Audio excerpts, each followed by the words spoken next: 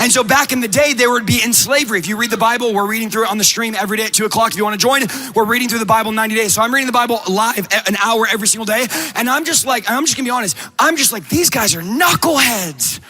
I mean, literally, your Genesis, Exodus, Leviticus, Numbers, Deuteronomy, Joshua, Judges, every single book, it's the same exact story. I have to check if am I on the right day? Because I already read this yesterday. I already read this. It's like I'm on day 40 something and nothing has changed. It's the same thing. The people go into bondage. They worship idols. They serve the God of this world, and they get turned over to Pharaoh, and then God delivers them because they cry out to him, and then they forget the Lord their God that brought them out of Egypt, and then they go back into bondage and they worship idols, and then they're so dumb that they attribute the idols to delivering them from Egypt.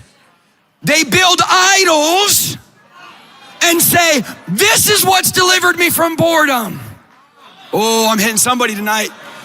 This is what brought me out of depression. They hold up their pill bottles and say, this is what delivered me from OCD and ACD and ABCDEFG. It wasn't God, it was this bottle. And I read this, I'm like, these guys are idiots.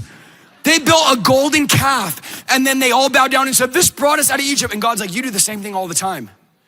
When you worship money, and you worship therapy, and you worship prescription pills, and you worship your job, and you go to your boss and say, thank you so much for bringing my family and me out of poverty. And God says, it wasn't them that brought you out of the spirit of poverty. It wasn't them that delivered you. I was the one that gave you the job. I was the one that removed your depression.